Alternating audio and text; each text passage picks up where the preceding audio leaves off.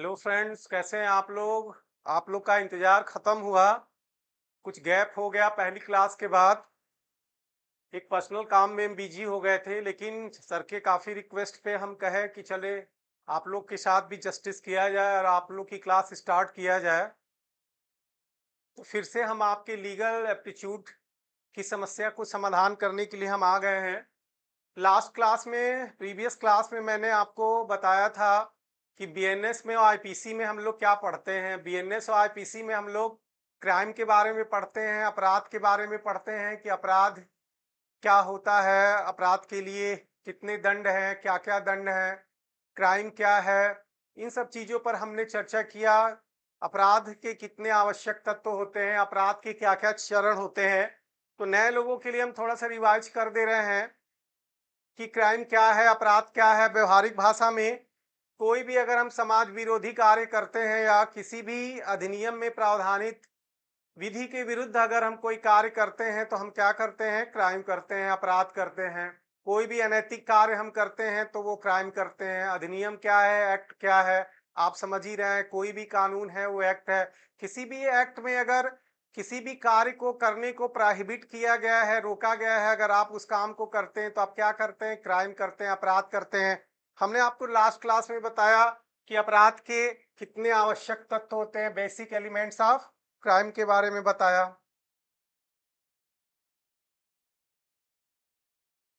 Basic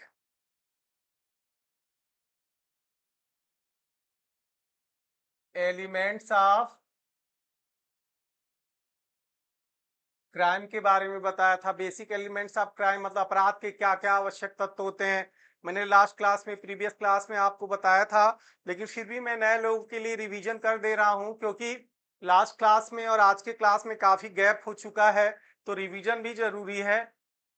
तो मैंने आपको बताया था कि जब भी क्राइम करना होगा तो क्राइम कौन करेगा, कोई ह्यूमन बीइंग करेगा, कोई मानव करेगा। तो अपराध का पहला आवश्यक तत्व क्या हो गया, मानव हो गया, ह्यूमन बीइंग।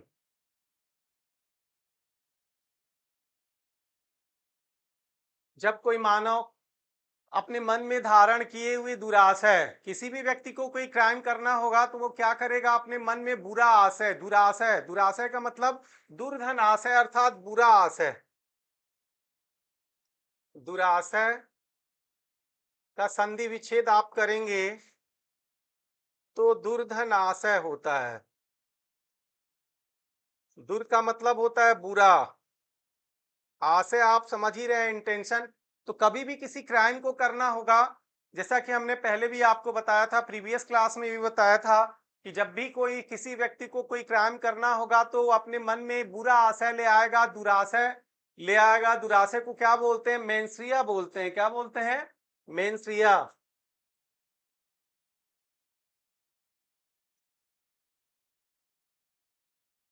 बुरे आशय को ले आएगा और उस बुरे आशय के अग्रसरण में पहला आवश्यक तत्व मानव हो गया, दूसरा हो गया मेंसरिया, दुराशय, और तीसरा हो गया कार्यालोप, कार्यालोप, एक्ट और ओमिशन, एक्ट और ओमिशन। और चौथा हो गया क्षति, इंजरी। तो मैंने आपको लास्ट क्लास में बताया था कि अपराध के चार आवश्यक तत्व होते हैं। We have four basic elements. Which basic elements, पहला ह्यूमन बीइंग, दूसरा मेंसरिया, तीसरा एक्ट और ओमिशन और चौथा इंजरी। एक क्वेश्चन पूछेगा आपके एग्जाम में कि अपराध का सबसे महत्वपूर्ण आवश्यक तत्व क्या होता है, सबसे इंपॉर्टेंट आवश्यक तत्व क्या होता है, तो दुराशय होता है, मेंस रिया। अर्थात किसी भी कोई भी कार्य अगर आप बुरे आशय से करते हैं तो ही वह क्राइम होगा। अगर कोई भी कार्य आप अच्छे आशय से करेंगे तो कभी क्राइम नहीं हो सकता है। तो जब कोई एक मानव अपने मन में धारण किए हुए बुराशय के अग्रसरण में कोई कार्य आलोप करता है, हमने आपको लास्ट क्लास में भी बताया था कि मान लीजिए हमें किसी का मर्डर करना है, तो मर्डर करने के लिए हमें कोई एक्ट, कार्य करना पड़ेगा, या ओमिशन, लोप। हमने आपको लास्ट क्लास में बताया था लोप का क्या मतलब होता है। लोप, ओमिशन का मतलब होता है जिस कार्य को करने की हमारी लीगल ड्यूटी होती है, अगर उस कार्य को हम नहीं करते हैं तो उस कार्य को करने का हम लोप करते हैं। तो क्राइम एक्ट से भी हो सकता है और ओमिशन से भी हो सकता है।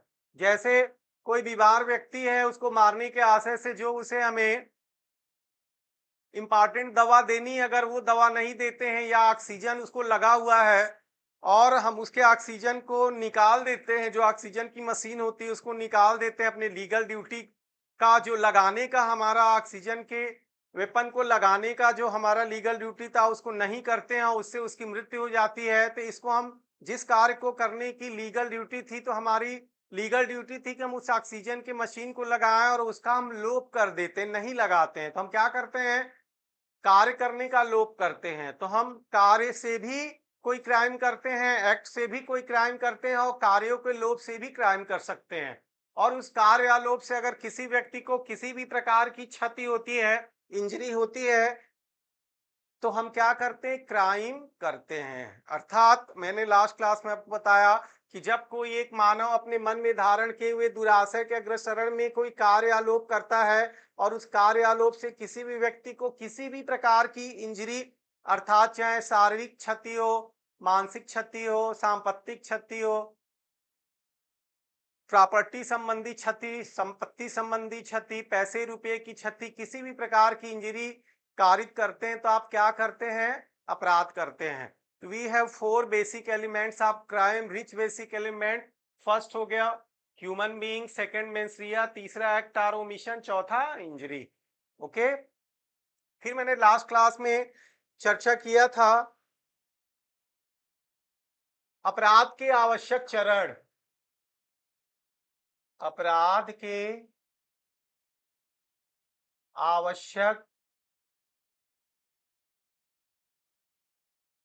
चरण, बेसिक स्टेप्स ऑफ क्राइम।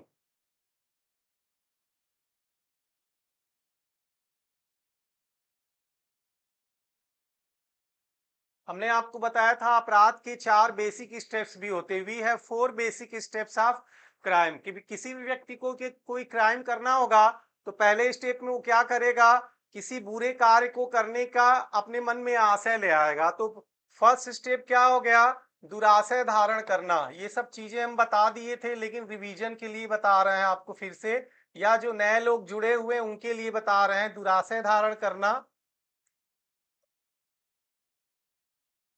पहले स्टेप में, फर्स्ट स्टेप में हम क्या करते हैं, दुराशय को धारण करते हैं। सेकेंड स्टेप में जब हम किसी भी बुरे कार्य को, किसी भी अपराध को करने का बुरा आशय अपने मन में ले आते हैं, तो उस आशय की ओर आगे बढ़ने के लिए हम उस अपराध, जैसे मान लीजिए हमें किसी की हत्या करनी है, मर्डर करना है, तो ये बुरे आशय हत्या करने की हम ले आए, तो पहले स्टेप में दुराशय धारण किए। और दुराशय धारण करने के बाद जब हम हत्या करने का दुराशय अपने मन में ले आए, तो फिर उसके बाद उस अपराध को करने का हम क्या करते हैं, तैयारी करते हैं। तैयारी, preparation.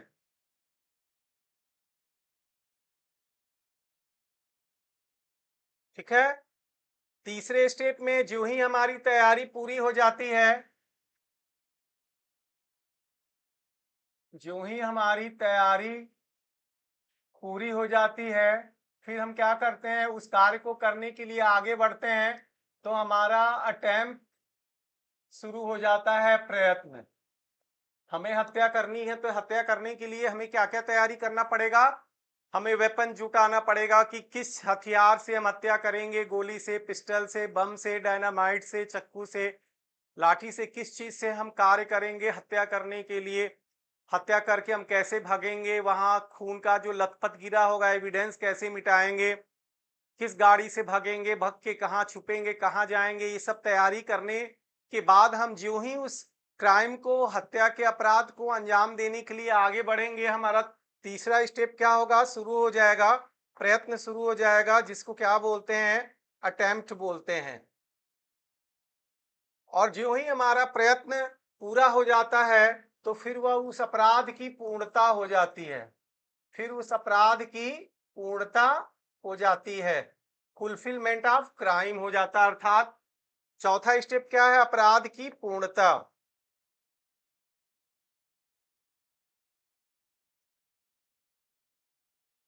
Fulfilment of crime, fulfillment of crime. तो we have 4 basic steps of crime. Question कैसे पूछेगा आपके लीगल एप्टीट्यूड में कि अपराध का प्रथम चरण क्या है? आपको निशान किस पे लगाना होगा? एब्जॉर्बिंग मीन्स रिया, दुराशय धारण करना। अपराध का सेकेंड स्टेप कौन सा है? प्रिपरेशन करना। अपराध का थर्ड स्टेप कौन सा है? प्रयत्न करना। और चौथा, जो ही प्रयत्न पूरा होगा अपराध की पूर्णता हो जाएगी। हम हत्या के अपराध करने के लिए गोली चलाते हैं, अगर गोली उसके कान के बगल से, कनपट्टी के बगल से निकल जाती है और गोली उसे लगती नहीं है, तो हम हत्या के प्रयत्न के लिए, अटेम्प्ट टू मर्डर के लिए दंडित होंगे। अटेम्प्ट टू मर्डर आईपीसी के किस सेक्शन में है? हत्या का प्रयत्न, हत्या का प्रयत्न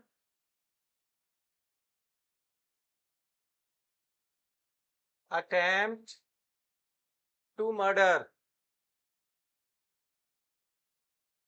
307 आईपीसी। फिल्मों में देखा है ना तुम लोगों ने, 307 हत्या का प्रयत्न, और वही गोली लग गई तो फिर क्या होगा? हत्या के दंड से दंडित होगा, अपराध की पूर्णता हो जाएगी। तो अपराध का जो फर्स्ट स्टेप होता है दुराशय धारण करना, ये कभी भी पनिशेबल नहीं होता है, दंडनीय नहीं होता है। और अपराध का जो सेकंड स्टेप होता है तैयारी करना, ये सभी अपराधों की तैयारी, प्रिपरेशन दंडनीय नहीं होता है, लेकिन कुछ अपराधों की तैयारी, कुछ गंभीर अपराधों की तैयारी दंडनीय भी होती है। जैसे कि डकैती करने की तैयारी को, ठीक है, डकैती करने की तैयारी को सेक्शन 399 आईपीसी के अंतर्गत दंडनीय बनाया गया है। किसको? डकैती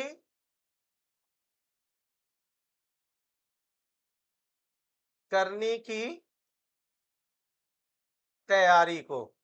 इसके अलावा भारत देश के विरुद्ध युद्ध करने की तैयारी को, आप अपने ही देश के विरुद्ध युद्ध करने के लिए वेपन जुटाते हैं, बम डायनामाइट जुटा के भी रखते भी हैं, तो अपने देश के विरुद्ध, भारत देश के विरुद्ध युद्ध करने की तैयारी को भी सेक्शन 122 आईपीसी में दंडनीय बनाया गया है। नकली सिक्का बनाने की, कूटकृत सिक्का बनाने की, फर्जी स्टाम्प बनाने की अगर आप तैयारी भी करते हैं, सिर्फ प्रिपरेशन भी करते हैं, तो उसको आईपीसी में दंडनीय बनाया गया है। तो सेकेंड स्टेप जो प्रिपरेशन है, तैयारी है, ये सामान्यतः तो दंडनीय नहीं होता है, लेकिन कुछ अपराधों की तैयारी भी, प्रिपरेशन भी दंडनीय होती है। थर्ड स्टेप प्रयत्न हमेशा दंडनीय होता है। आप गोली चलाए, गोली लग गई, हत्या के दंड से आप दंडित होंगे। गोली नहीं लगी, हत्या के प्रयत्न से आप दंडित होंगे 307 से। गोली लग गई, 302 से दंडित होंगे, हत्या के दंड से दंडित होंगे। आप चोरी करने गए, किसी के घर में घुसे, बक्सा निकाल के ले आए, बक्से में कुछ नहीं था, आप चोरी के प्रयत्न के लिए दंडित होंगे। आप किसी के घर में चोरी करने गए, बक्सा उठाए, बक्से में जेवर था, आपने जेवर चुरा लिया, अर्थात अपराध की पूर्णता हो गई, आप चोरी के दंड से दंडित होंगे। तो अपराध का जो प्रयत्न होता है सदैव दंडनीय होता है। अगर वह प्रयत्न पूर्ण हो गया, अर्थात वह अपराध पूर्ण हो गया, अर्थात वह अपराध हो गया, तो उस अपराध के लिए आप दंडित होंगे ही होंगे, अर्थात उस क्राइम के लिए ही दंडित होंगे। तो मैंने प्रीवियस क्लास में आपको ये सब चीजें बताया कि क्राइम क्या है, अपराध क्या है। कोई भी समाज विरोधी कार्य आप करते हैं, कोई भी अनैतिक कार्य आप करते हैं, किसी भी अधिनियम में, एक्ट में, आईपीसी है, बीएनएस है, कोई भी एक्ट है, घरेलू महिला हिंसा अधिनियम हो गया, गैंगस्टर एक्ट हो गया, कोई भी एक्ट हो गया, किसी भी एक्ट में अगर कोई भी काम करने को प्रोहिबिट अगर आपको किया गया है और वो काम अगर आप करते हैं, तो आप क्या करते हैं? क्राइम करते हैं। एक चीज ये क्लियर हो गई नए लोगों के लिए, पुराने लोगों का तो क्लियर होगा। दूसरा चीज मैंने आपको बताया, we have 4 basic steps of crime. अपराध के 4 स्टेप होते हैं, चरण होते हैं। हमने आपको बताया अपराध के 4 आवश्यक तत्व भी होते हैं। कौन 4 आवश्यक तत्व होते हैं? Basic elements. पहला, ह्यूमन बीइंग, कभी भी क्राइम ह्यूमन बीइंग ही करेगा। दूसरा, दुराशय, तीसरा कार्यालोप और चौथा क्षति। अर्थात जब कोई एक ह्यूमन बीइंग मानव अपने मन में धारण किए हुए दुराशय, बुरे आशय, किसी भी क्राइम को करने का बुरा आशय जो ले आएंगे उसको दुराशय बोलेंगे। किसी भी कार्य को, किसी भी अपराध को करने के दुराशय के अग्रसरण में कोई कार्य आलोप करते हैं। कभी भी कोई क्राइम आपको करना होगा तो आप कैसे करेंगे? उसको करने के लिए क्या कोई आपको काम करना पड़ेगा, कोई एक्ट आर ओमिशन। ओमिशन मैंने आपको बताया कि जिस कार्य को करने की आपकी लीगल ड्यूटी है, अगर उस कार्य को आप नहीं करते तो आप उस कार्य को करने का लोप करते हैं। तो जब कोई एक मानव अपने मन में धारण किए हुए दुराशय के अग्रसरण में कोई कार्य आलोप करता है, उस कार्य आलोप से किसी व्यक्ति को किसी भी प्रकार की क्षति होती है, चाहे शारीरिक क्षति होती है। अब शारीरिक क्षति कैसे होती है? आप गोली चला दिए, शरीर को नुकसान हुआ। आप किसी व्यक्ति को डंडे से मार दिए, उसको चोट कारित हो गई तो शारीरिक क्षति हुई। आप किसी के शरीर को काट पीट दिए, हाथ पैर तोड़ दिए तो शारीरिक क्षति हुई। तो शारीरिक क्षति, सांपत्तिक क्षति, आप किसी का सामान चुरा लिए, सांपत्तिक क्षति हुई। मानसिक क्षति, किसी भी प्रकार की क्षति होती है तो आप क्या करते हैं? अपराध करते हैं। ठीक है, तो इन सब चीजों पर हमने प्रीवियस क्लास में भी चर्चा किया था। चूंकि आज की क्लास में और प्रीवियस क्लास में काफी गैप हो चुका था, इसलिए मैंने रिवीजन के लिए आपको बता दिया। और कुछ नए लोग चूंकि आज जुड़े हुए हैं तो उनके लिए भी मैंने रिवीजन कर दिया। ओके, अब आप आइए कि अपराध कितने प्रकार का होता है। ठीक है, बेसिकली मुख्यतः अपराध के प्रकार, काइंड्स ऑफ क्राइम। देखिए, मुख्यतः अपराध दो प्रकार का होता है। We have two kinds of crime. पहला, मानव शरीर के विरुद्ध अपराध। मानव शरीर के विरुद्ध अपराध। ठीक है, दूसरा होता है मानव संपत्ति के विरुद्ध अपराध। मानव संपत्ति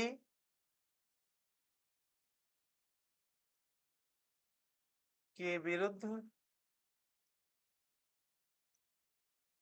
अपराध। मानव शरीर के विरुद्ध अपराध अर्थात ह्यूमन बॉडी के अगेंस्ट में अगर आप कोई कार्य करते हैं तो उस क्राइम को क्या बोलते हैं? मानव शरीर के विरुद्ध अपराध। आप हत्या करते हैं किसी भी प्रकार से, गोली चला के, डंडे से मार के, पिस्टल से मार के, ईंटे से कूच के, पत्थर से मार के, डंडे से मार के, कैसे भी करते हैं, किसी पे शरीर पे चोट पहुंचाते हैं, तो आप कौन सा अपराध करते हैं? शरीर के विरुद्ध अपराध करते हैं। तो मानव शरीर के विरुद्ध कौन कौन से अपराध होते हैं? ये जो मानव शरीर के विरुद्ध अपराध हैं, ये आईपीसी के अध्याय 16 में दिया गया है। कहाँ दिया गया है? आईपीसी के चैप्टर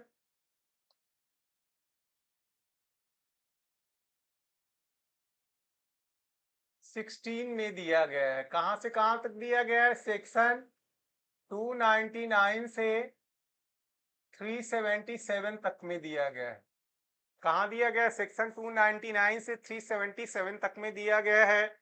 जो अब बीएनएस में मैंने बताया था कि आईपीसी की जगह अब क्या लागू हो गया है? बीएनएस लागू हो गया है।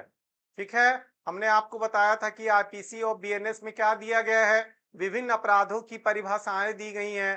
क्राइम कौन कौन से होते हैं? जैसे हत्या हो गया, सदोष मानववध हो गया, उपहत्या, घोर उपहत्या, व्यपहरण, अपहरण, चोरी, लूट, डकैती, ये सब क्राइम है। ठीक है, तो मानव शरीर के विरुद्ध जो क्राइम है ये कहाँ दिया गया है? आईपीसी के किस अध्याय में दिया गया? अध्याय 16 में, जिसमें मानव शरीर को क्षति होती है। ठीक है, क्वेश्चन आपके लीगल एप्टीट्यूड में यही पूछेगा कि मानव शरीर के विरुद्ध क्राइम अगेंस्ट बॉडी आईपीसी की किस चैप्टर में दिया गया है? अध्याय 16 में दिया गया है। कहां से कहां तक? 299 से 377 तक में दिया गया है। और यही चीजें अब आईपीसी की जगह क्या लागू हो गया है? 1 जुलाई 2024 से बीएनएस लागू हो गया है। तो बीएनएस में कहा दिया गया है? बीएनएस में यही चीज चैप्टर 6 में दिया गया है। कहां से? चैप्टर 6 में ये मानव शरीर के विरुद्ध अपराध दिया गया है। कहां से स्टार्ट है ये सेक्शन 100 से स्टार्ट होता है। कहां से? सेक्शन 100 से ये स्टार्ट होता है मानव शरीर के विरुद्ध अपराध। तो मैंने आपको बताया कि we have two kinds of crime. एक होता है मानव शरीर के विरुद्ध अपराध। तो मानव शरीर के विरुद्ध कौन कौन से अपराध होते हैं जिसमें मानव के शरीर को क्षति होती है। और दूसरा कौन सा है, मानव संपत्ति के विरुद्ध अपराध। मानव संपत्ति के विरुद्ध कौन से क्राइम होते हैं जिसमें मानव की संपत्ति को क्षति होती है। आप चोरी करते हैं तो किसी व्यक्ति की संपत्ति को, चल संपत्ति को, मूवेबल प्रॉपर्टी को उसकी सहमति के बिना डिसऑनेस्टली उठा के ले जाते हैं, उसकी संपत्ति की क्षति करते हैं। लूट में क्या करते हैं, उसकी संपत्ति की क्षति करते हैं। डकैती में क्या करते हैं, उसकी संपत्ति की क्षति करते हैं। तो मानव शरीर के विरुद्ध वे अपराध होते हैं जिसमें मानव के शरीर को क्षति होती है। मानव संपत्ति के विरुद्ध कौन से अपराध होते हैं जिसमें मानव के संपत्ति को क्षति होती है। तब वो कौन कौन से अपराध हैं, यही मेन है। ठीक है, यही मेन है जहां से आपके एग्जाम में क्वेश्चन उठेंगे। ठीक है, तो कौन कौन से ऐसे अपराध हैं जो कि मानव शरीर के विरुद्ध हैं और कौन कौन से ऐसे अपराध हैं जो कि मानव संपत्ति के विरुद्ध हैं। ओके, तो पहले हम मानव शरीर के विरुद्ध कौन कौन से अपराध हैं उसको देखेंगे।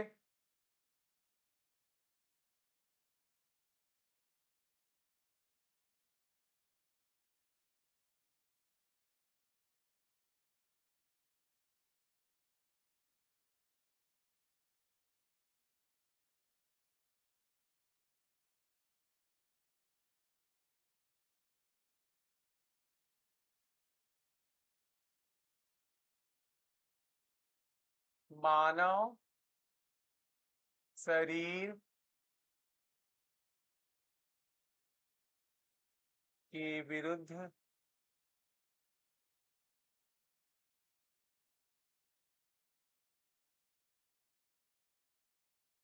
क्राइम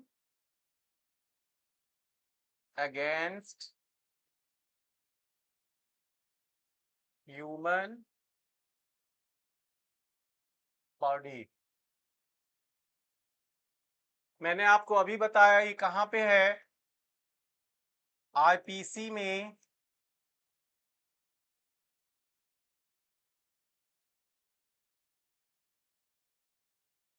चैप्टर 16 में सेक्शन 299 से 377 तक में दिया गया है। अब यही बीएनएस में कहाँ आ गया है, ये बीएनएस में चैप्टर 6 में आ गया है। कहाँ से शुरू हुआ है ये, सेक्शन 100 से शुरू हुआ है। ओके, कहाँ से शुरू हुआ है, सेक्शन 100 से शुरू हुआ है।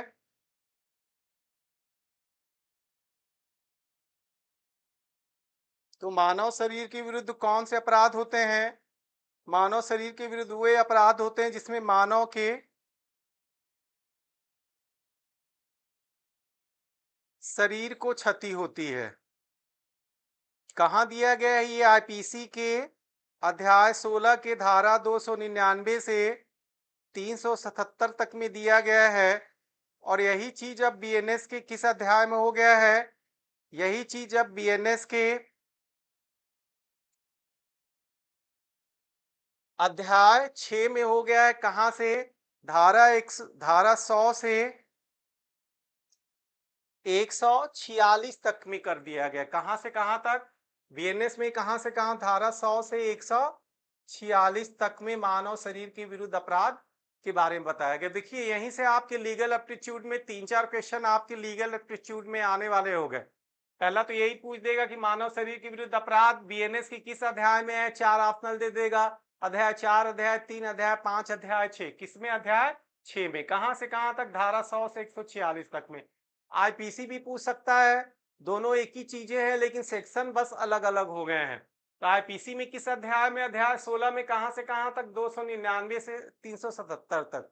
हमने आपको एज यूजुअल अभी बताया कि मानव शरीर के विरुद्ध वे अपराध होते हैं जिसमें मानव के शरीर को क्षति होती है। तो अब आप सोचिए वो कौन कौन से क्राइम है जिसमें मानव के शरीर को क्षति होती है। ठीक है, वो कौन कौन से क्राइम है, तो पहला है हत्या, मर्डर, मर्डर करने के लिए आप किसी के शरीर को चोट पहुंचाएंगे किसी प्रकार से, तभी तो किसी व्यक्ति की मृत्यु होगी। और दूसरा, आपराधिक मानव वध। दूसरा, आपराधिक मानव वध, कल्पेबुल होमिसाइड।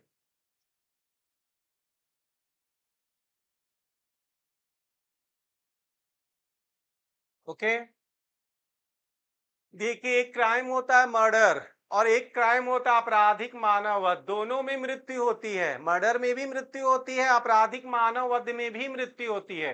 जैसे कि नाम से ही आपको दिख रहा होगा आपराधिक मानव वध। मानव वध, किसी का वध कीजिए किसी मानव का, तो क्या होगा, उसकी मृत्यु ही होगी।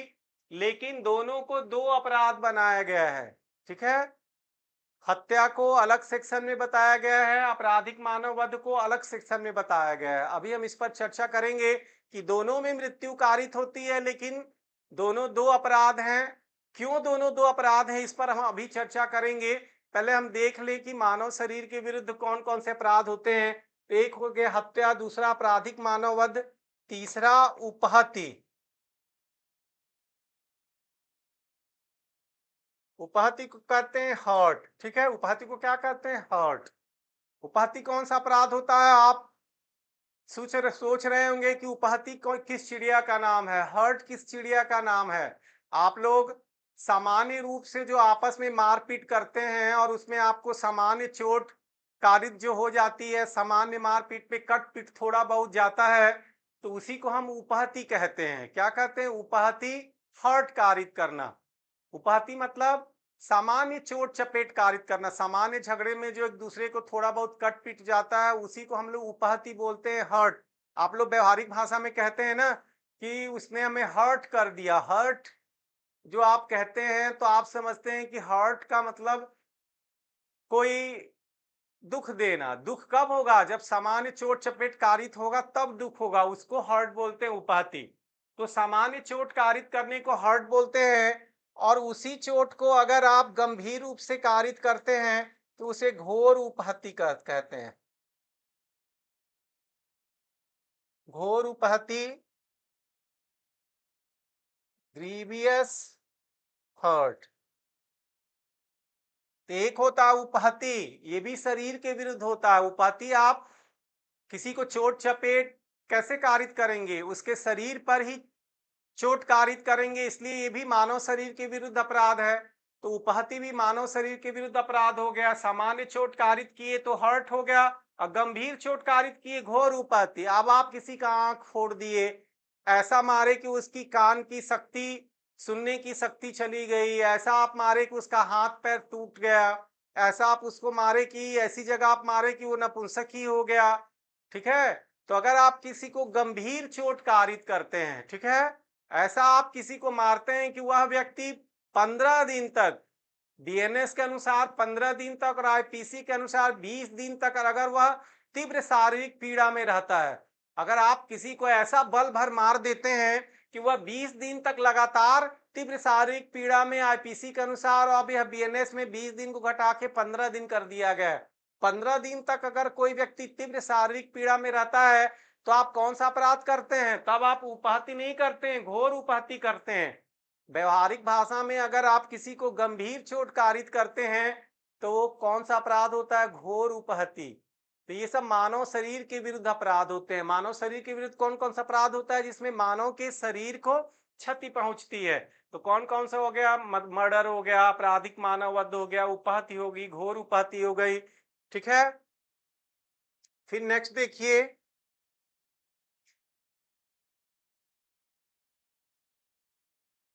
यहाँ छोटा छोटा लिख दे रहे हैं। पहला क्या हो गया, हत्या हो गया। दूसरा सदोष मानव वध।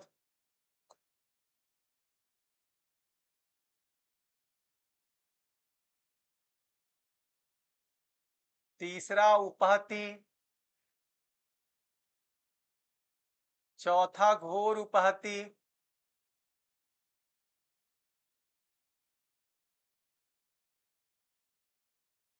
पांचवा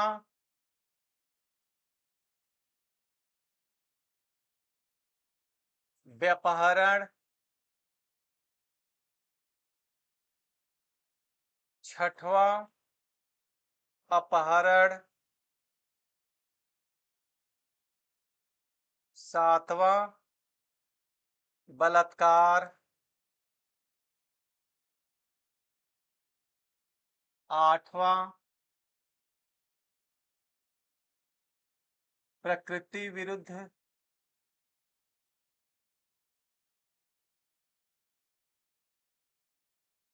काम तृष्णा, नौवां सदोष अवरोध, 10वां सदोष परिरोध।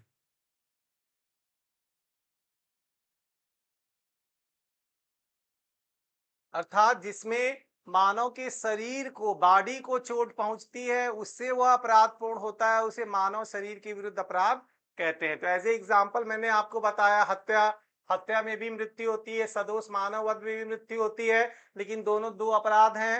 क्यों ये दो अपराध हैं? इसके लिए आईपीसी में, बीएनएस में अलग अलग सेक्शन दिया गया है। क्यों दिया गया है? फिर उपहति, घोर उपहति, उपहति मतलब किसी को सामान्य चोट कारित करना, घोर उपहति मतलब किसी को गंभीर चोट कारित करना। व्यपहरण क्या होता है? व्यपहरण को बोलते हैं किडनैपिंग।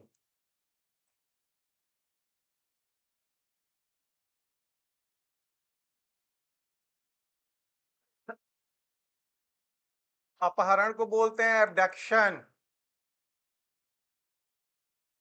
अभी आप व्यवहारिक भाषा में मोटा मोटा समझ लीजिए कि व्यपहरण मतलब कि आप किसी को बहला फुसला कर ले जाते हैं, तो आप उसका किडनैपिंग करते हैं, ठीक है। और अगर आप किसी को बलपूर्वक उठा के ले जाते हैं, उसमें बल का प्रयोग करते हैं उसकी इच्छा के विरुद्ध, तो उसको एब्डक्शन कहते हैं।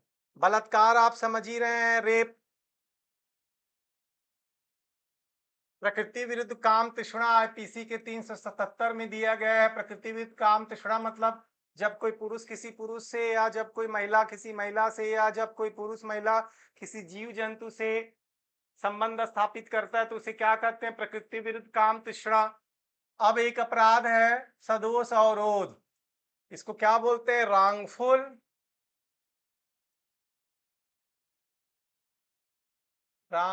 रिफाइनमेंट।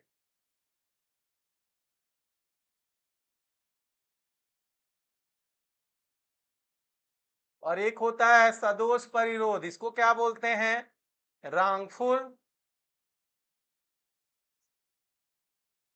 कन्फाइनमेंट।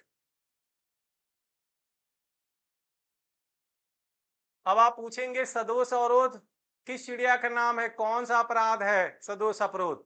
आप अभी व्यवहारिक भाषा में समझिए कि जिस दिशा में आपको जाना है, अपने डेस्टिनेशन पे जाना है, उस दिशा में अगर कोई व्यक्ति आपको जाने से रोक दे, जैसे आप अपने क्वार्टर पे हैं, रूम में हैं, हॉस्टल में हैं, और आपको अपने एग्जामिनेशन सेंटर पे जाना है, और आपको जिस दिशा में जाना है अपने सेंटर पर, उस दिशा में जाने से अगर कोई व्यक्ति आपको रोक देता है, तो आप कौन सा क्राइम करते हैं? सदोष अवरोध का क्राइम करते हैं। इसको क्या बोलते हैं? Wrongful refinement.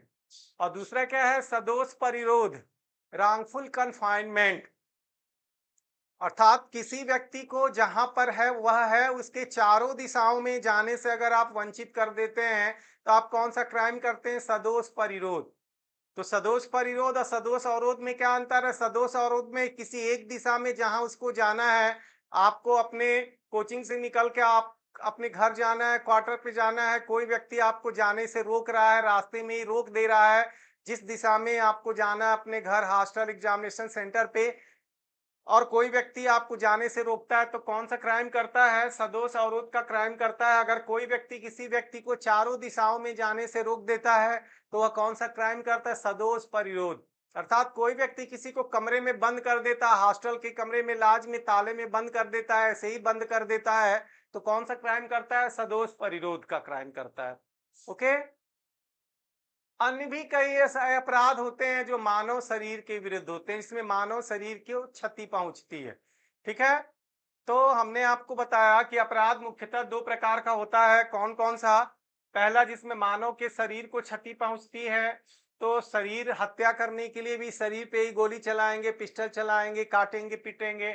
दूसरा सदोष मानववध कल्पेबल होमिसाइड, तीसरा हर्ट उपहत्ति, चौथा घोर उपहत्ति ग्रीवियस हर्ट, किडनैपिंग, एब्डक्शन, बलात्कार, प्रकृति विरुद्ध काम, तीसरा सदोष अवरोध, सदोष परिरोध। इसके अलावा भी अन्य कई छोटे मोटे अपराध हैं जो शरीर के विरुद्ध होते हैं, जिस पर हम आपसे क्रमशः चर्चा करेंगे। संपत्ति के विरुद्ध कौन से अपराध होते हैं जिसमें संपत्ति को क्षति होती है? चोरी, लूट, डकैती, इसमें आप किसी की संपत्ति को नुकसान पहुंचाते हैं तो ये सब अपराध, संपत्ति का आपराधिक दुर्नियोग, आपराधिक न्यास भंग, ये सब क्राइम जो है ये संपत्ति के विरुद्ध होते हैं। तो मोटा मोटा अगर आप किसी की संपत्ति को क्षति पहुंचाते हैं तो संपत्ति के विरुद्ध अपराध होता है। तो इस पे हम आगे चर्चा करेंगे। पहले हम मानव शरीर के विरुद्ध अपराध को देखते हैं। तो मानव शरीर के विरुद्ध अपराध, मानव शरीर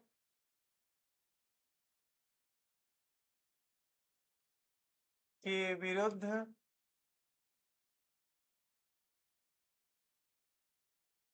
अपराध। मानव शरीर के विरुद्ध कौन कौन से अपराध होते हैं? पहला मैंने आपको बताया हत्या, मर्डर, और दूसरा सदोष मानववध।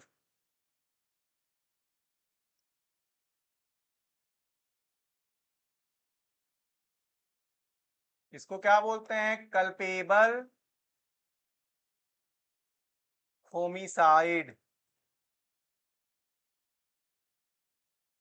ठीक है। हत्या में भी किसी की मृत्यु होती है, हत्या में भी किसी व्यक्ति की मृत्यु होती है। और सदोष मानव वध में भी, जैसा कि नाम से वध, इसमें भी मृत्यु होती है।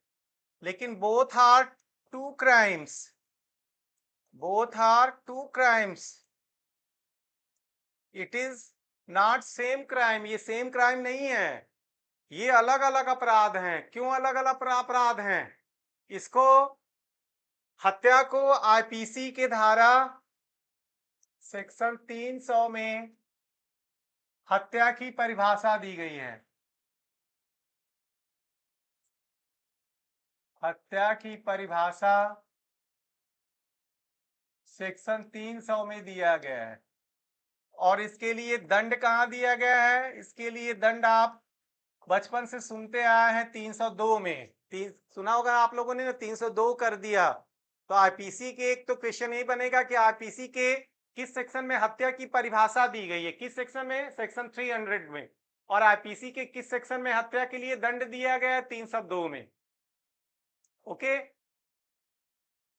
अब यही जो हत्या की परिभाषा है और दंड है, ये बीएनएस में, बीएनएस मतलब भारतीय न्याय संहिता के सेक्शन किसमें दिया गया है? 101 में। 101 में परिभाषा भी दे दी गई है।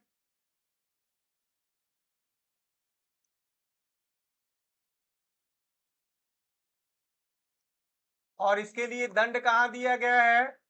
103 में। हत्या के लिए दंड कहाँ दिया गया? बीएनएस के धारा 103 में। 4 section, these sections are very very important. IPC की किस सेक्शन में हत्या की परिभाषा दी गई है? धारा 300 में। आईपीसी के किस सेक्शन में हत्या के लिए दंड दिया गया? धारा 302 में। बीएनएस के किस सेक्शन में हत्या की परिभाषा दी गई? धारा 101 में। बीएनएस के किस सेक्शन में हत्या के लिए दंड दिया गया? 103 में। ठीक है। अब मैंने बताया कि दोनों में मृत्यु होती है, लेकिन फिर भी दोनों के लिए अलग अलग सेक्शन बनाए गए हैं, क्योंकि दोनों दो अपराध हैं, दोनों की परिभाषा अलग अलग सेक्शन में है, दोनों के लिए अलग अलग दंड दिया गया है। तो आइए अब देखते हैं कि क्या परिभाषा दी गई है। धारा 300 में हत्या की परिभाषा दी गई है। ठीक है। और धारा 299 में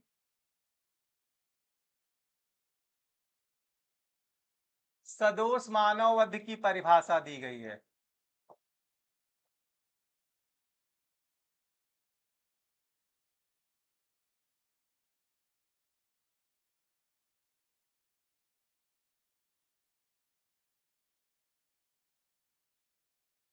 ठीक है, सदोष मानव वध की परिभाषा कहाँ दी गई है? धारा 299 में। हत्या की परिभाषा धारा 300 में। हत्या के लिए दंड 302 में और सदोष मानव वध का दंड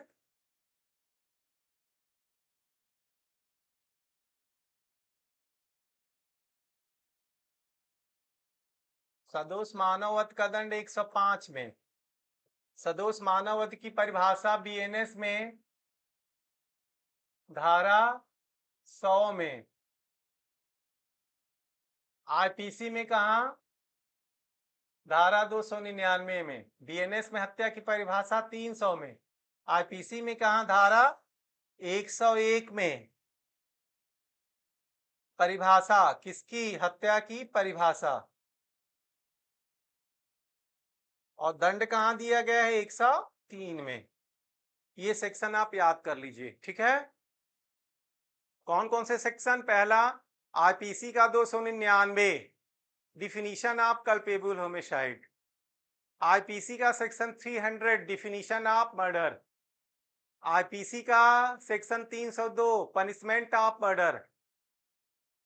आईपीसी का सेक्शन 304 आईपीसी का सेक्शन 304 में सदोष मानव वध के लिए दंड दिया गया है। और यही बीएनएस में कहा दिया गया है? बीएनएस में दिया गया 105 में। कहा दिया गया? 105 में, ठीक है। अब आइए हम चर्चा करते हैं कि हत्या और सदोष मानव वध में दोनों में मृत्यु होती है, लेकिन दोनों क्यों दो अपराध हैं, यही समझने की चीज है। देखिए, हत्या में भी आप किसी को उसके मारने के आशय से ही काम करते हैं, ठीक है। और सदोष मानव वध में भी आप किसी व्यक्ति की मृत्यु करने के आशय से ही कोई काम करते हैं। लेकिन दोनों अपराधों में, सदोष मानव वध में और हत्या में, मुख्य अंतर यह होता है कि हत्या में आप जिस तरीके से किसी व्यक्ति को मारते हैं, उसमें उसके मरने की संभावना जो होती है, पॉसिबिलिटी, एक्स्ट्रा पॉसिबिलिटी होती है। क्या होता है? Extra possibility.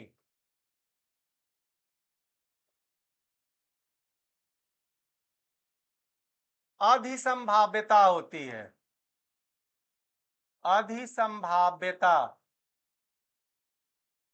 संभावना से भी अधिक संभावना। अगर आप किसी व्यक्ति को मारने के लिए, उसकी मृत्यु करने के आशय से कोई ऐसा काम करते हैं कि वह तरीका इतना क्रूर है कि उस तरीके से उसमें उसके मरने की संभावना 100% से भी अधिक होती है, अर्थात अधिसंभाव्यता, एक्स्ट्रा पॉसिबिलिटी होती है, तो वह कौन सा क्राइम होता है? वो हत्या का क्राइम होता है। और अगर आप किसी व्यक्ति को मारने के ही आशय से कोई काम करते हैं, लेकिन आप उसको मारने के लिए जो तरीका अख्तियार करते हैं, उसमें उसके मरने की संभावना तो है, लेकिन 100% संभावना नहीं है, उसमें उसके बचने की भी संभावना है।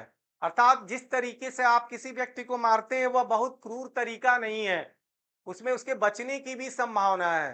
तो वह क्या होता है? सदोष मानव वध। अब जैसे आप एज ए एग्जाम्पल से आप समझिए इसको। अगर आप कोई व्यक्ति किसी व्यक्ति को मारने के आशय से, मृत्यु करने के आशय से उसके कनपट्टी पे गोली लगा देता है और गोली चलाता है, तो क्या बताइए, इस तरीके से उसमें उसके बचने की 0% भी संभावना है? नहीं है, अर्थात ये क्रूर तरीका है। तो अगर आप किसी व्यक्ति की मृत्यु करने के आशय से गोली चलाते हैं, उसके कनपट्टी पे रख के या बिल्कुल पास से, और उस व्यक्ति की मृत्यु भी हो जाती है, तो आप हत्या के दंड से दंडित होंगे। किस दंड से दंडित होंगे? हत्या के दंड से। हत्या के दंड को आईपीसी में कहा दिया गया है? धारा 302 में। और यही अब बीएनएस में कहा हो गया है? 103 में हो गया है, ठीक है। धारा 302 आईपीसी में हत्या के लिए दंड, और बीएनएस में कहा हो गया? 103 में, ठीक है। आईपीसी 302 में कितना दंड है? फांसी या आजीवन कारावास। फांसी या आजीवन कारावास एवं जुर्माना। फांसी मतलब डेथ, पनिशमेंट, आजीवन कारावास मतलब लाइफ इम्प्रिजनमेंट। ओके, तो फांसी या आजीवन कारावास एवं जुर्माना। और सेक्शन 103 में भी क्या है, फांसी या आजीवन कारावास एवं जुर्माना। Okay, fine. तो हत्या और सदोष मानववध में क्या अंतर है? हत्या और सदोष मानववध में अंतर यह है कि हत्या में आप जिस तरीके से मारते हैं वो तरीका क्रूरतम तरीका होता है और उसमें व्यक्ति के बचने की संभावना बिल्कुल नहीं होती, वो तरीका क्रूरतम होता है। अर्थात अगर आप तलवार से किसी का गर्दन रेत के मार रहे हैं तो उसमें उसके बचने की संभावना बिल्कुल नहीं है और उसकी मृत्यु हो जाती है तो आप किस दंड से दंडित होंगे? 302 और 103। लेकिन अगर आप किसी अपने फ्रेंड को मारना चाहते हैं, आप उसे मारना चाहते हैं, मृत्यु करने का ही आपका आशय है, ठीक है, लेकिन आप जिस तरीकों को अख्तियार करते हैं वो बहुत क्रूर तरीका नहीं है। जो तरीका आप मारने के लिए अख्तियार करते हैं उसमें उसके बचने की भी संभावना है। अर्थात अगर आप अपने फ्रेंड को मारने के लिए हॉस्टल के फर्स्ट फ्लोर से ढकेल देते हैं और अगर वह व्यक्ति मर भी जाता है तो आप वहां हत्या के दंड से दंडित ना होकर किस दंड से दंडित होंगे? सदोष मानव वध के। क्योंकि सदोष मानव वध में भी आप मृत्यु करने के आशय से ही कोई कार्य करते हैं, लेकिन जो तरीका आप अख्तियार करते हैं वह तरीका बहुत क्रूरतम नहीं होता है, उसमें उसके बचने की भी संभावना होती है, भले वह न बचे, ठीक है, भले वह न बचे, उसकी मृत्यु हो जाए तो वो सदोष मानव वध होगा, ठीक है। तो हत्या की परिभाषा आईपीसी के 300 में, हत्या के लिए दंड 302 में, हत्या की परिभाषा बीएनएस में, परिभाषा सेक्शन 100 में और दंड 103 में, ठीक है। तो थोड़ा सा आइए हम हत्या की परिभाषा को देखते हैं। हत्या की परिभाषा, परिभाषा आपके एग्जाम में लिखने को नहीं आएगा, ठीक है। सेक्शन 300 आईपीसी आब्लिक सेक्शन 101, ठीक है। और सदोष मानव वध की परिभाषा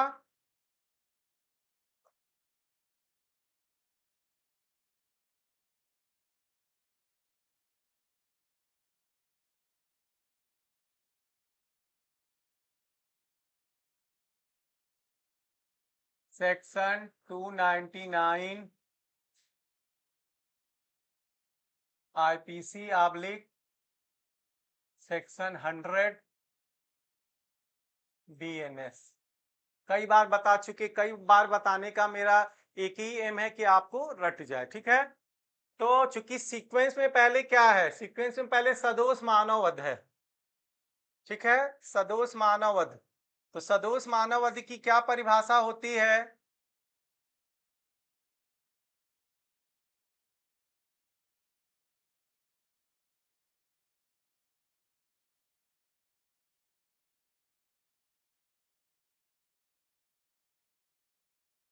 ठीक है, सदोष मानव वध की क्या परिभाषा होती है कि जब कोई व्यक्ति, ठीक है, पहला सुनिए, जब कोई एक व्यक्ति अर्थात एक मानव किसी अन्य मानव की, पहला, जब कोई व्यक्ति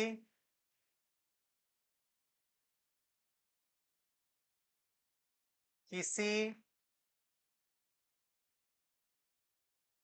अन्य व्यक्ति की,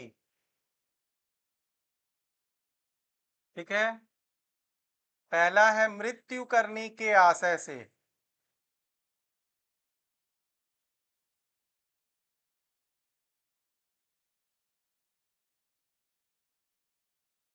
दूसरा ऐसी शारीरिक क्षति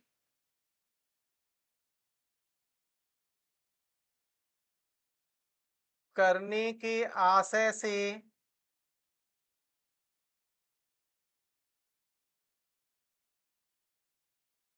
जिससे मृत्यु होना संभाव्य है।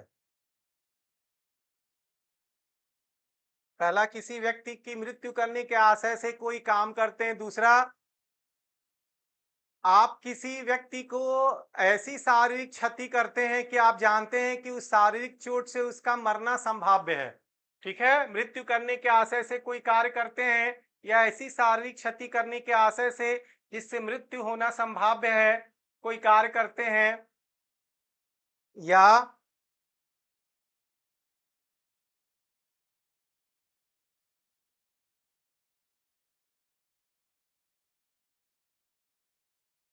इस ज्ञान से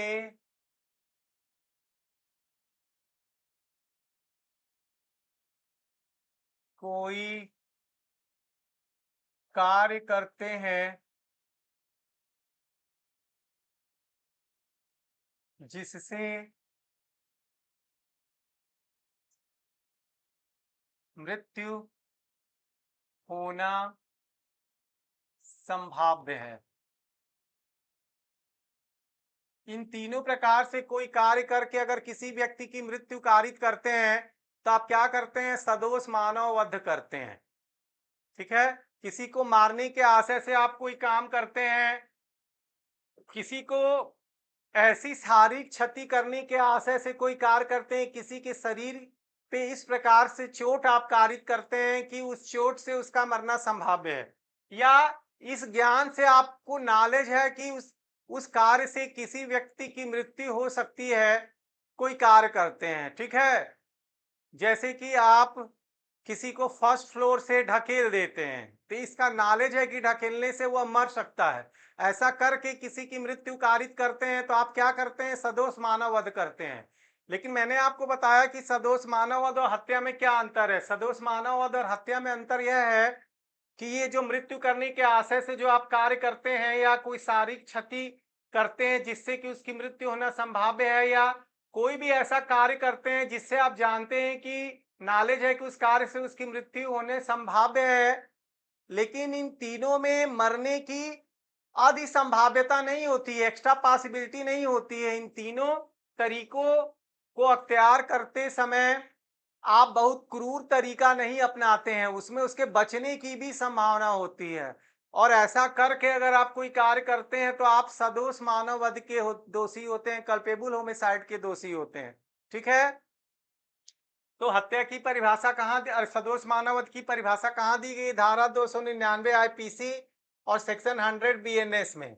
क्या परिभाषा दी गई है कि जब कोई एक व्यक्ति किसी अन्य व्यक्ति की पहला मृत्यु करने के आशय से दूसरा ऐसी शारीरिक क्षति कारित करता है जिससे कि उसकी मृत्यु होना संभाव्य है, ऐसा शारीरिक चोट करता है, शरीर पे कहीं भी प्रहार करता है कि वह जानता है कि उससे उसकी मृत्यु होने की पॉसिबिलिटी है लेकिन एक्स्ट्रा पॉसिबिलिटी नहीं है, अर्थात वो बहुत क्रूर तरीका नहीं है, उसमें उसके बचने की भी संभावना है। और तीसरा, इस नॉलेज से, इस ज्ञान से कोई भी कार्य करता है जिसमें उसके मरने की संभावना है लेकिन अधिसंभाव्यता नहीं, एक्स्ट्रा पॉसिबिलिटी नहीं है, अर्थात इन तीनों में जो तरीका मारने के लिए अपनाता है वो बहुत क्रूर तरीका नहीं, उसमें उसके बचने की भी संभावना है, और ऐसा करके किसी की मृत्यु करता है तो वह क्या करता है? सदोष मानव वध का अपराध करता है। और यही लगभग सेम परिभाषा हत्या की भी है।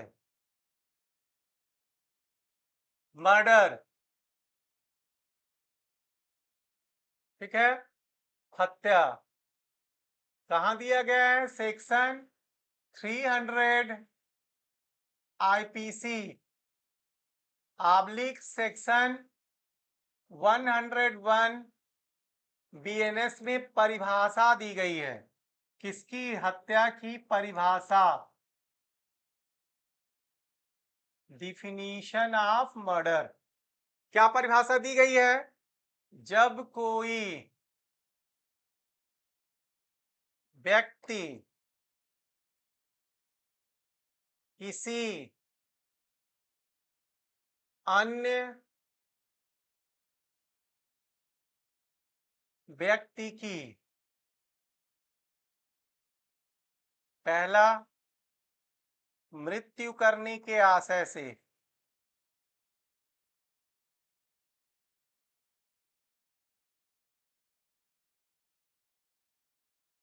वहां भी था, सदोष मानववध की परिभाषा में भी था कि जब कोई एक व्यक्ति किसी अन्य व्यक्ति की मृत्यु करने के आशय से, ठीक है, यहां भी है, लेकिन दोनों में अंतर क्या है? वहां सदोष मानववध में जो तरीका हम अपनाते हैं वो क्रूरतम तरीका नहीं है, उसमें उस तरीके से उसके बचने की भी संभावना होती है।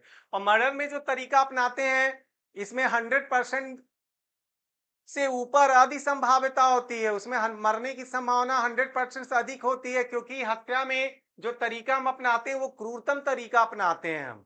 ठीक है, किसी को हम 25 मंजिले से मारने के आशय से, मृत्यु करने के आशय से ढकेल देते हैं और वो मर जाता है, तो कौन सा क्राइम हम करते हैं? तो हम सदोष मानव वध का, तो हम हत्या का अपराध करते हैं। और फर्स्ट फ्लोर से ढकेलते हैं तो कौन सा अपराध करते हैं? फर्स्ट फ्लोर से ढकेलते हैं और मर जाता है तो सदोष मानव वध का। तो जब कोई व्यक्ति किसी अन्य व्यक्ति की मृत्यु करने के आशय से, दूसरा ऐसी शारीरिक क्षति करने के आशय से जिससे मृत्यु होने की अधिक संभाव्यता हो, संभावना से भी अधिक संभावना, अधिक संभाव्यता हो, अर्थात बचने का थोड़ा भी चांस ना हो। तीसरा यहां दिया गया है, ऐसी शारीरिक क्षति, ऐसी शारीरिक क्षति करते हैं जो प्रकृति के सामान्य, जो प्रकृति के सामान्य अनुक्रम में पर्याप्त रूप से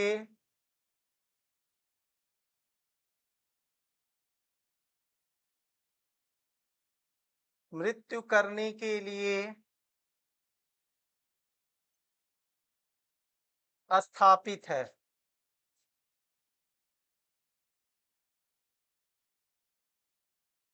अर्थात हम उसके शरीर पे इस प्रकार से चोट कारित करते हैं कि जो चोट हम कारित करते हैं बट नेचुरल, प्रकृति के सामान्य अनुक्रम में यह सिद्ध है, यह स्थापित है कि उससे उसके मरने की 100% से भी अधिक संभावना होगी। किसी को आप 50 मंजिले से ढकेल देंगे तो बट नेचुरल ये स्थापित है कि वह उससे मरेगा ही, उससे उसके बचने की संभावना 0% भी नहीं है।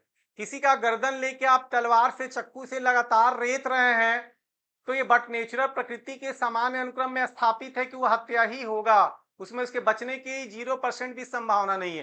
किसी का गर्दन आप लगातार आधे घंटे तक दबाते हैं और तकिया लेके उसके मुंह पे 1 घंटे तक उसको दबाए रहते हैं, उसका सांस चलना बंद हो जाता है, तो बट नेचुरल, प्रकृति के सामान्य अनुक्रम में यह स्थापित है कि उसमें उसके बचने की कोई संभावना नहीं है। अर्थात हत्या में अगर आप शारीरिक क्षति इस प्रकार से करते हैं कि उसमें उसके बचने की कोई संभावना नहीं है, अर्थात बट नेचुरल, प्रकृति के सामान्य अनुक्रम में बट नेचुरल उस कार्य के द्वारा, शारीरिक क्षति के द्वारा यह स्थापित है कि वह मरेगा ही, बच नहीं सकता है। और लास्ट, इस ज्ञान से, इस ज्ञान के साथ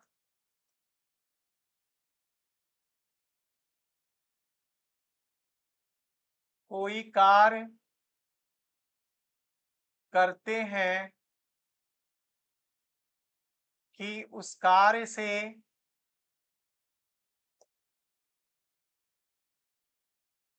मृत्यु होने की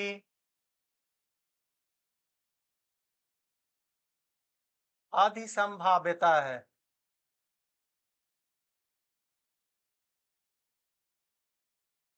देखिए, इस ज्ञान से कोई कार्य करते हैं कि उस कार्य से मरने की संभावना नहीं, आधी संभावना, संभावना से भी ज्यादा संभावना है। वहां क्या था, सदोष मानववध में संभाव्यता हो, यहाँ आधी संभाव्यता अर्थात एक्स्ट्रा पॉसिबिलिटी। दोनों की परिभाषा लगभग सेम है। मैंने सदोष मानववादी की परिभाषा आपको बताया सेक्शन 299 आईपीसी और सेक्शन 100 बीएनएस में। क्या बताया कि जब कोई एक व्यक्ति किसी अन्य व्यक्ति की मृत्यु करने के आशय से, दूसरा ऐसी शारीरिक उपहति अर्थात शरीर पे इस प्रकार चोट कारित करते हैं कि उस चोट से मरने की संभावना है, तीसरा इस ज्ञान के साथ कोई भी अन्य कार्य करते हैं जिससे उसमें मरने की संभावना है, करके किसी की मृत्यु करते हैं, तो आप क्या करते हैं, सदोष मानववध का अपराध करते हैं। लेकिन जो मैंने हत्या की परिभाषा 300 आईपीसी ऑब्लिक 101 में बताया, उसमें क्या बताया, उसमें मैंने आपको बताया कि जब कोई एक व्यक्ति किसी अन्य व्यक्ति की पहला मृत्यु करने के आशय से, वहां भी था यहाँ भी है, दूसरा ऐसी शारीरिक क्षति करने के आशय से जिससे उसके मरने की आधी संभाव्यता है, वहां संभावना था या आधी संभाव्यता, तीसरा ऐसी शारीरिक क्षति कारित करते हैं कि वह शारीरिक क्षति प्रकृति के सामान्य अनुक्रम में मृत्यु करने के लिए पर्याप्त है। अर्थात इस प्रकार आप शारीरिक चोट करते हैं कि बट नेचुरल वह स्थापित है कि उससे वह मरेगा ही। कनपट्टी पे गोली लगाते हैं, बट नेचुरल स्थापित है कि वो मरेगा ही, बचने की कोई संभावना नहीं है। तलवार से गर्दन लगातार आधे घंटे रेतते हैं, बट नेचुरल स्थापित है कि उससे वह मरेगा ही। और चौथा, इस ज्ञान से कोई अन्य कार्य करते हैं, शारीरिक क्षति के अलावा भी अन्य कोई अख्तियार इस प्रकार का कार्य करते हैं जिससे कि आपको नॉलेज है कि उसमें उसके मरने की 100% से अधिक संभावना है, अर्थात अधिक संभाव्यता है, करके किसी की मृत्यु कारित करते हैं, तो आप कौन सा अपराध करते हैं, हत्या का।